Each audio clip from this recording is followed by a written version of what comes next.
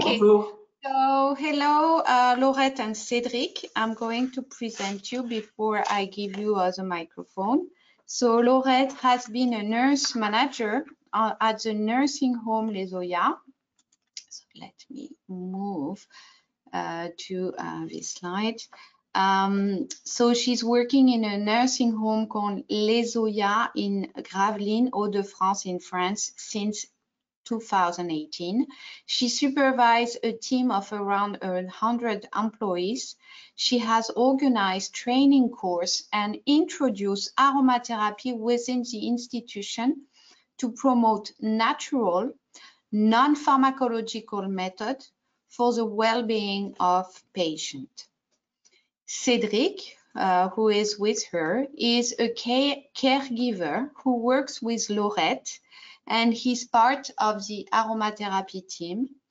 He's going to present us their innovative protocol designed to reduce constipation problems in elderly. So this presentation will be in French. So again, I repeat you, if you want to get the translation in your own language, you have to scan this code as the oral presentation will be now in French. So I leave you maybe a few seconds for those who did not scan the code. You can scan this code and get a subtitle in your own language. Okay. It's your turn, Cédric. Je te laisse, Cédric. Vous avez 10 minutes. Bonjour à tous. Donc, je suis Cédric, aide-soignant.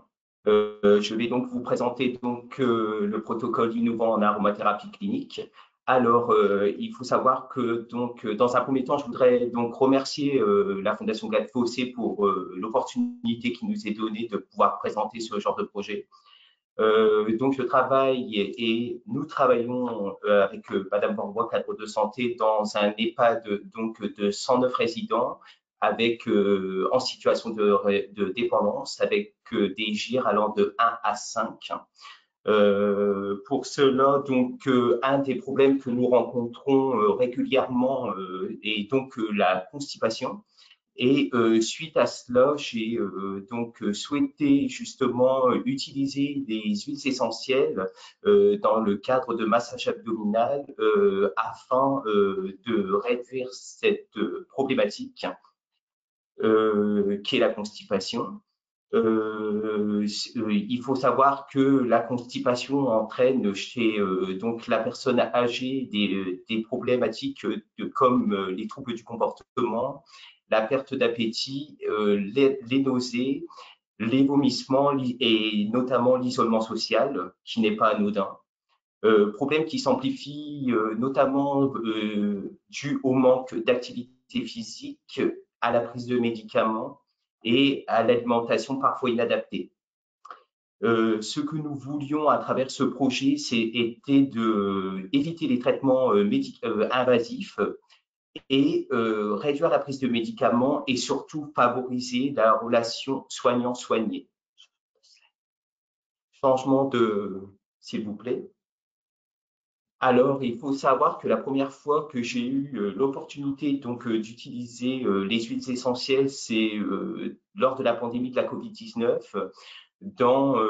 Ma volonté était dans un premier temps de pouvoir accompagner et de soulager les personnes en situation de fin de vie. Suite à cela, j'ai donc mis en place l'aromathérapie, l'utilisation des huiles essentielles pour soulager, comme je le disais. Et à la suite de cela, j'ai donc élaboré le projet, écrit et présenté ce projet d'utilisation de l'aromathérapie qui a reçu donc l'adhésion de la part de ma direction. Il faut savoir que à la suite de cela, 8 personnes ont été formées dans différentes fonctions telles que le médecin coordonnateur, l'infirmière, aide-soignant, des personnes en hôtellerie. Le but étant de pouvoir développer l'aromathérapie dans différents axes au sein de la structure et selon différents problèmes qu'on pourrait rencontrer. À la suite de cela, l'aromathérapie a été déployée à grande échelle dans la structure, notamment pour le problème de constipation. Prochain diapo, s'il vous plaît.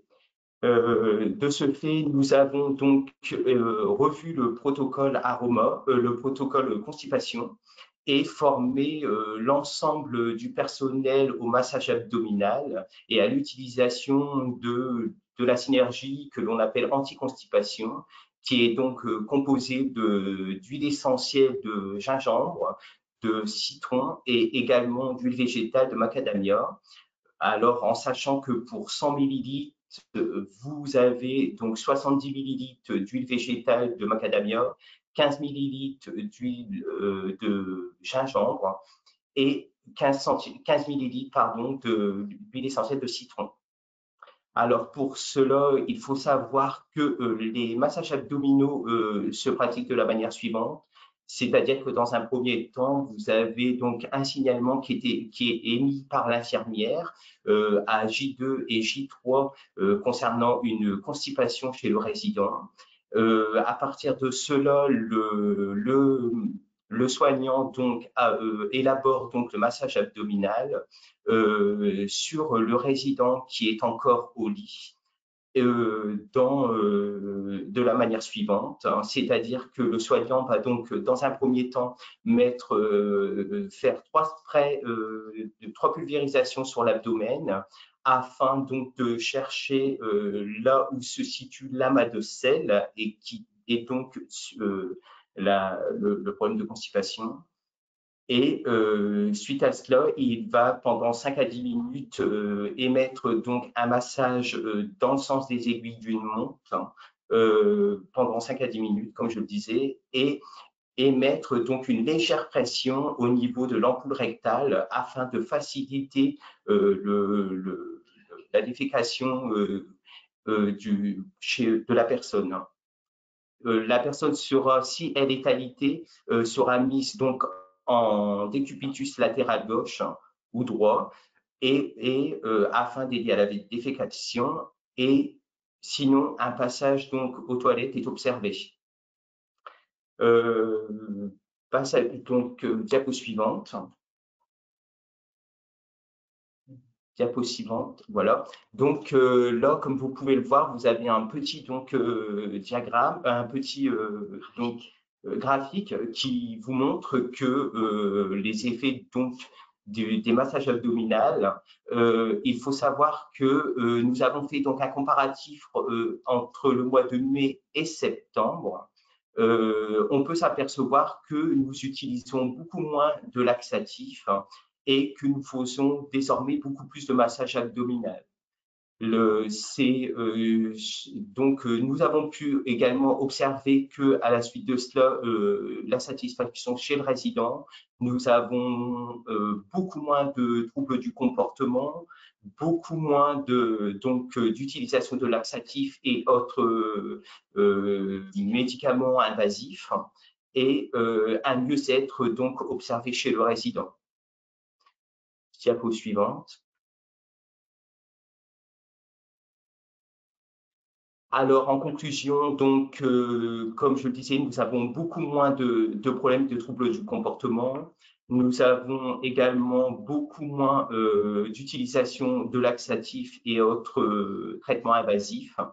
Il faut savoir aussi que à la suite de cela, les résidents sont beaucoup plus satisfaits et la relation soignant-soigné est beaucoup plus présente.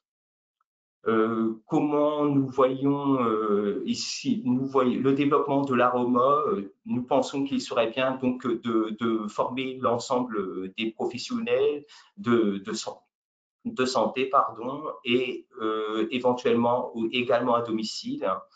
Ce qu'il serait bien aussi, c'est la reconnaissance de cette pratique et notamment au niveau de l'ARS et de la Haute Autorité de Santé comme étant une pratique qui pourrait être bénéfique au sein des établissements, rendre accessible